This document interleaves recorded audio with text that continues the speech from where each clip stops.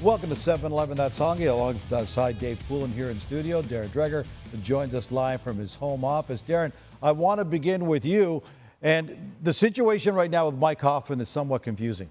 This is a guy that can flat out score goals. And we know there are a lot of teams out there that desperately needed more goal scoring, and yet the two can't come together. What's going on there?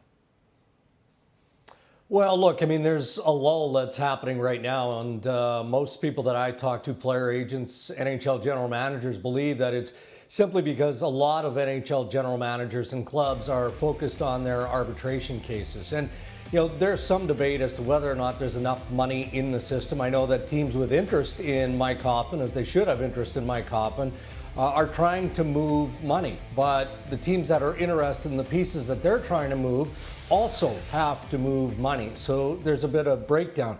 You know, when it comes to Mike Hoffman, ultimately this is turning into hockey's game of chicken. And Mike Hoffman is showing an incredible amount of patience in this process. But I would argue, how many 30 goal scorers are going to find it difficult to land a contract? So he knows what he believes he's worth. He knows the term that he's willing to accept. In the long run, perhaps he considers something short and less than what he's interested in. But I think that, you know, both Mike Hoffman and his representatives want to get through this lull, as I described, and see what's available to them after. So it's a significant show of patience right now by Mike Hoffman. You know, it's interesting, Dregs. You talk about his prolific scoring, and he's averaged 28 over the last 6 years and 36 and 29 in his 2 years in Florida. But sometimes you're cursed by who you play with. And they say, well, yeah, but look at who he plays with in the power play down there. Huberdeau and Barkov, Dadonov and Yandel. It's a top 10 power play.